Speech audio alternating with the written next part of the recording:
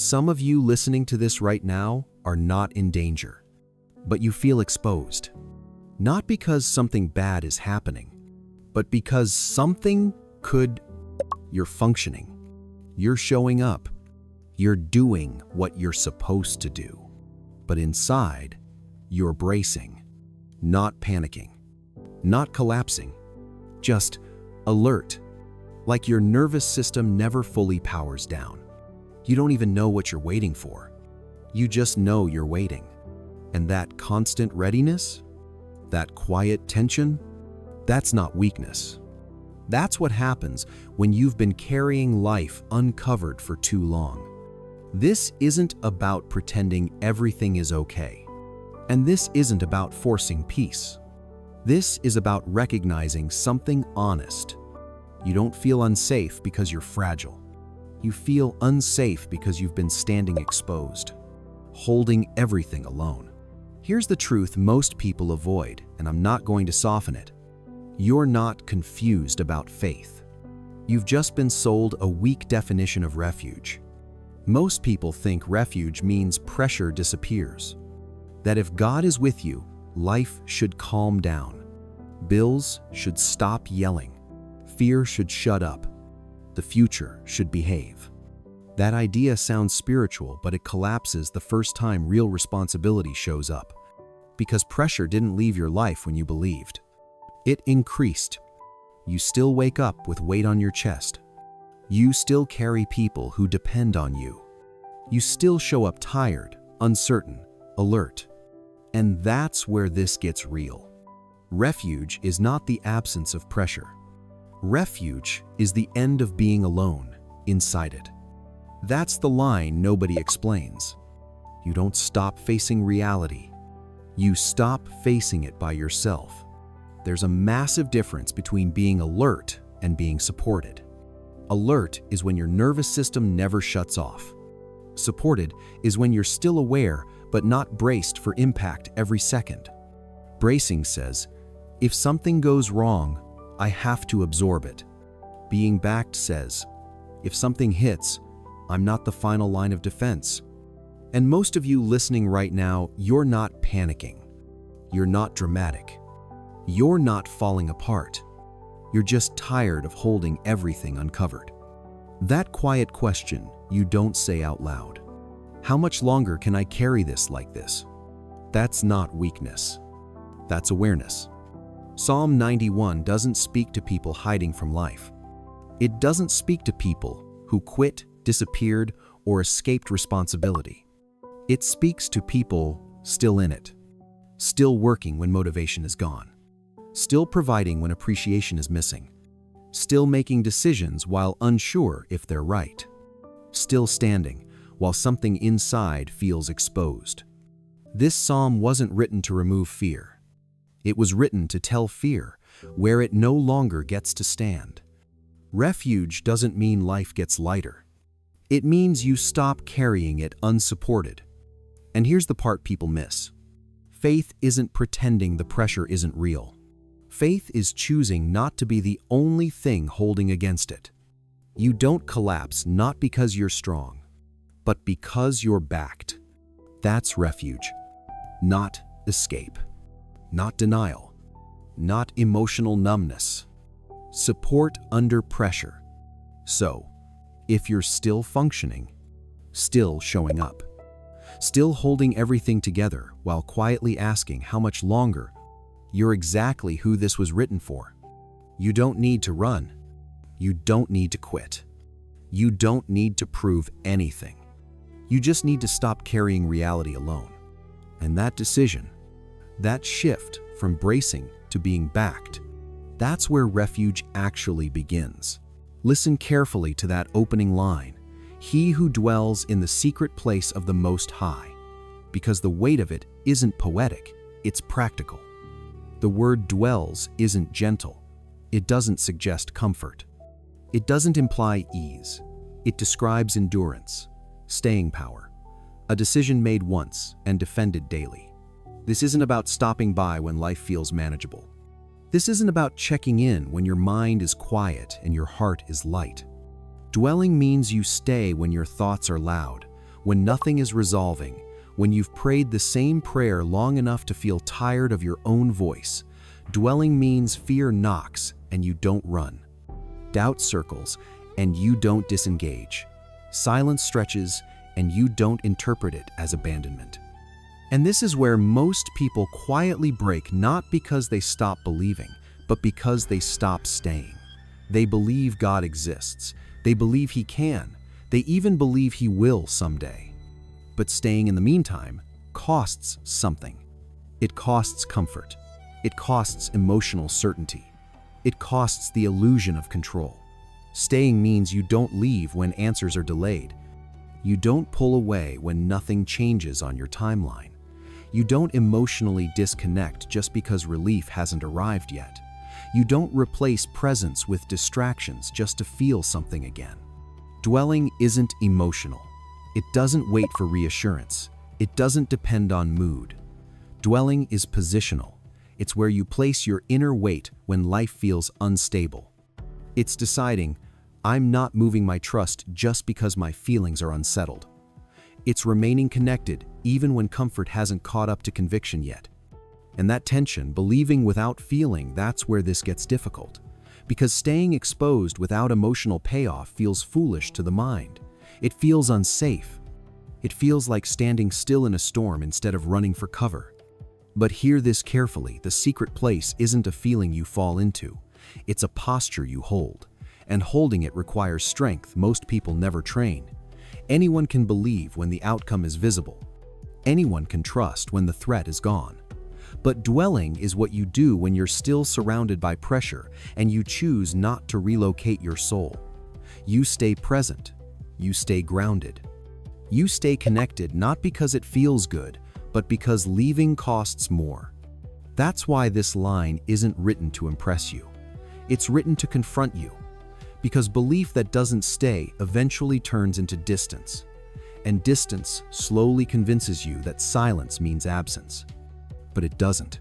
Silence often means weight-bearing presence, the kind that doesn't shout, the kind that doesn't rush, the kind that holds you steady while everything else asks you to move. So if you're struggling right now, don't misdiagnose the problem. You're not weak. You're not faithless. You're tired of staying without immediate feedback. And that's human. But staying, that's where refuge begins. Not after the fear leaves, not after clarity arrives, but right here, right now, still in it, still standing, still dwelling, shall abide under the shadow of the Almighty. Stay there for a moment. Don't rush past that line. A shadow only exists when something real is close, not imagined, not symbolic, close. You don't cast a shadow from a distance. So if you're under the shadow, it means God hasn't stepped away from you, even if your senses are telling a different story, even if your emotions are quiet, even if your prayers feel like they're hitting the ceiling and coming back unanswered. Proximity doesn't announce itself. Power doesn't need to explain itself.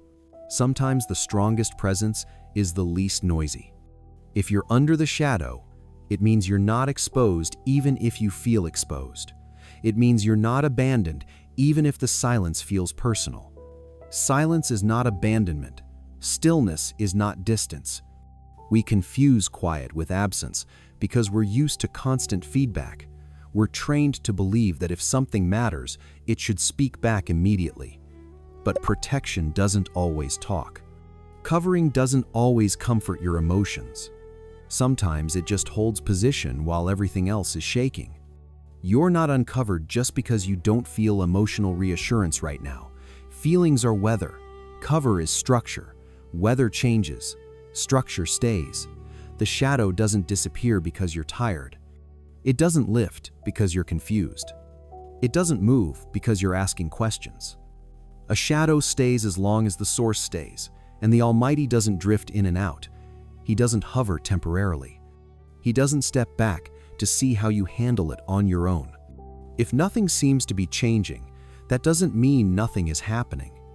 It means you're being held steady while pressure passes. You're under something stronger than what's coming at you, stronger than the fear you can't name, stronger than the future you keep replaying, stronger than the weight you've been carrying quietly. You don't have to feel brave to be protected. You don't have to feel calm to be covered. You just have to remain where you are. Abiding doesn't mean you understand. It means you stay.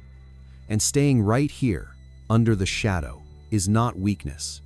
It's alignment. So, if you're struggling right now, don't misdiagnose the problem. You're not weak. You're not faithless. You're tired of staying without immediate feedback. And that's human. But staying, that's where refuge begins. Not after the fear leaves, not after clarity arrives, but right here, right now, still in it, still standing, still dwelling. I will say of the Lord. That line is not gentle. It doesn't arrive softly. It doesn't wait for your breathing to slow or your thoughts to organize themselves. It steps forward and interrupts the moment you're in. Because this is the point where Psalm 91 stops describing God and starts demanding position from you. Up to now, you could listen. You could nod. You could agree quietly in your head. But now the psalm turns toward you and says, "What are you going to do with this?" I will say, that's not poetry. That's posture. Not belief, floating in the background. Not emotion rising and falling with the day. A decision made with your feet planted on the ground you're standing on. Notice what it doesn't say. It doesn't say, "I will say," when the pressure eases. It doesn't say, "I will say after I feel safe again." It doesn't say, "I will say once my nervous system finally calms down."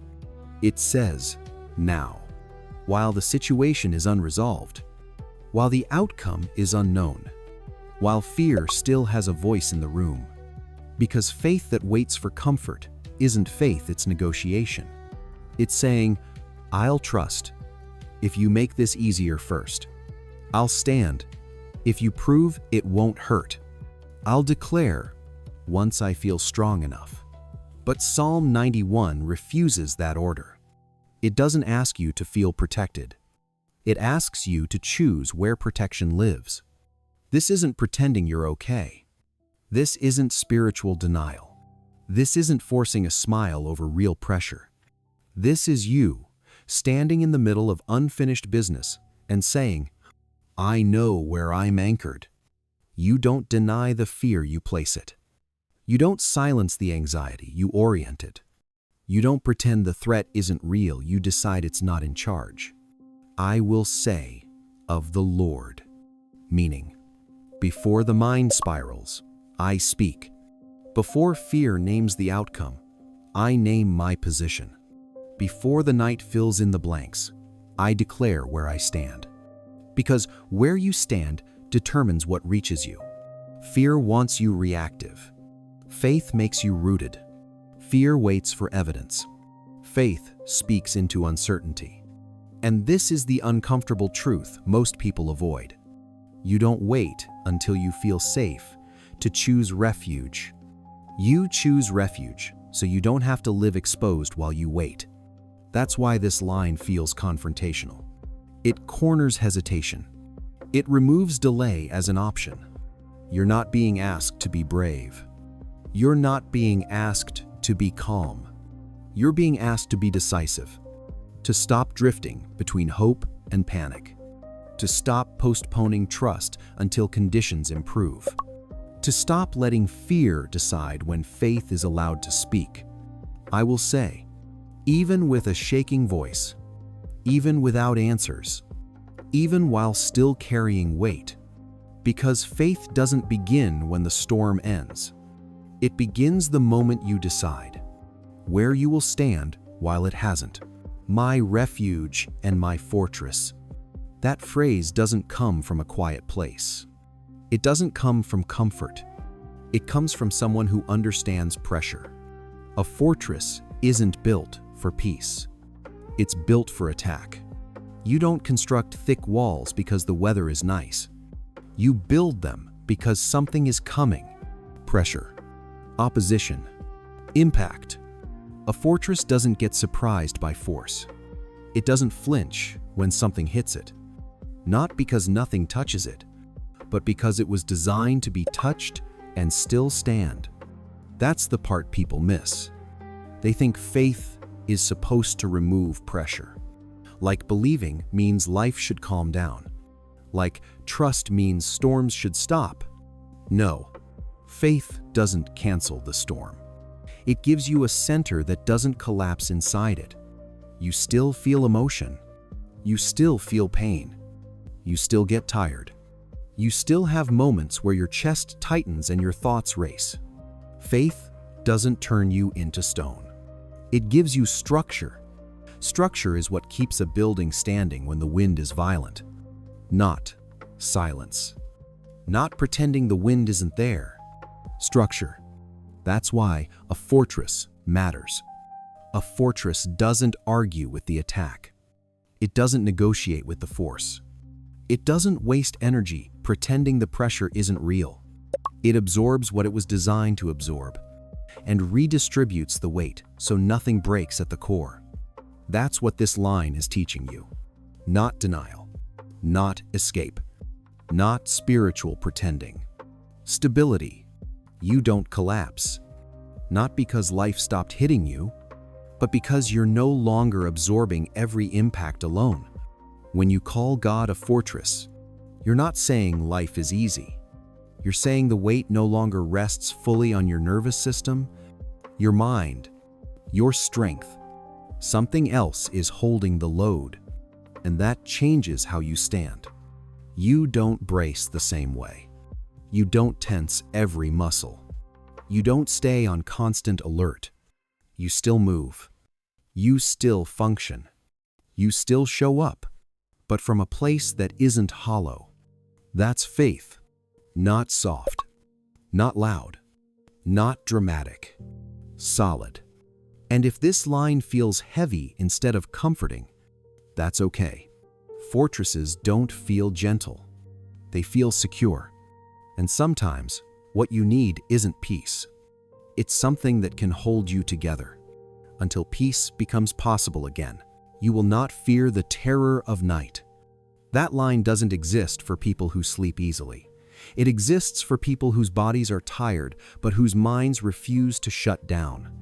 Night is when the noise finally stops on the outside and everything you pushed away all day walks back in.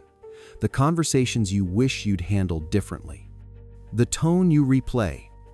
The silence you misread. The moment you keep editing in your head. Night is when your mind starts running simulations, not because you're dramatic, but because you're trying to protect yourself.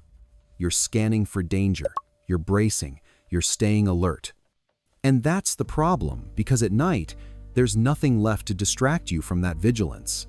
Fear doesn't need evidence to grow. It doesn't need new information. It just needs quiet. Silence gives fear room to echo, to stretch, to sound bigger than it really is. That's why night feels heavier. Not because something suddenly changed, but because the guards you used all day are finally exhausted. And here's the part you need to hear clearly.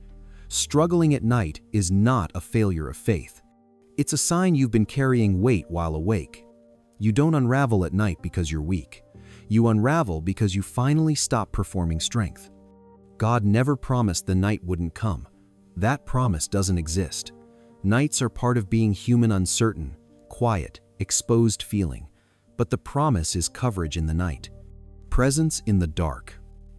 Not a light that blinds you, not a speech that lectures you, but a steady nearness that doesn't flinch when your thoughts do. This isn't about forcing calm. It's about not being alone while you're not calm. You're not asked to win the night. You're asked to be held through it. Psalm 91 meets you exactly where your thoughts get loud, not to correct you, not to shame you for being afraid, not to demand bravery you don't have at 2 a.m. It meets you to remind you of something your nervous system has forgotten, that fear does not equal exposure. Anxiety does not mean abandonment. Restlessness does not mean you've stepped outside of protection. You can be afraid and still covered. You can be shaking and still held. You can be awake in the dark and still under something stronger than what your mind is imagining. So if tonight your thoughts spiral, don't rush to silence them. Don't argue with them. Just notice this. The night didn't remove your covering. It revealed how much you needed it.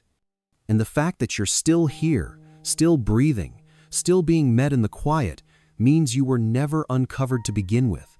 This psalm still works in modern life, not because the world is calm, but because it isn't. It speaks into financial pressure where numbers don't add up and you're doing the math at night in your head. It speaks into health uncertainty when a body you trusted starts acting unfamiliar. It speaks into safety concerns when the news feels closer than it should, and into waiting seasons where nothing is wrong, but nothing is resolved either. This isn't ancient comfort for ancient problems. This is present cover for present weight. Refuge doesn't erase stress. That's important. If it did, it would be denial. Refuge doesn't pretend the pressure isn't real. It acknowledges it and then refuses to let that pressure define you. Stress still exists. Bills still exist. Questions still exist. But stress stops being the loudest voice in the room. It stops sitting in the center of your chest like it owns you. It moves to the edge. That's the shift. It keeps stress from erasing you. Because the real danger isn't the pressure, it's what pressure does to you when you carry it alone for too long. It hollows people out quietly. It tightens the jaw. It shortens the breath. It makes you live braced, always ready, never resting. Refuge interrupts that pattern, not with noise, with support. You don't break because you're not carrying this alone. That doesn't mean the load disappears. It means the weight is shared. And when weight is shared, it stops crushing. You're still responsible, still showing up, still making decisions. But you're not absorbing every impact by yourself. Something steadier is holding part of what you've been holding. And maybe nothing changes immediately. That's honest. Circumstances don't always shift on cue. The bank account might look the same. The diagnosis might still be unanswered. The waiting might still be waiting. But something in you changes, and that's not small. That's the beginning. Your breathing slows. Not because the situation resolved, but because your nervous system finally got the message that you're not exposed. Your shoulders drop, not from relief, but from release. You stop scanning the room and the future for danger. Your mind loosens its grip on worst-case scenarios. You're still alert, but you're no longer braced. That matters more than you think, because a regulated mind sees clearer. A grounded body makes better decisions. A person who isn't panicking doesn't waste energy fighting imaginary fires. Refuge gives you back your internal stability before anything external changes. And that's not weakness. That's strength returning to its proper place. This isn't a sermon. It's an invitation to stop surviving uncovered, to stop carrying weight in isolation, to let the psalm do what it was always meant to do, not impress you with poetry, but steady you under pressure.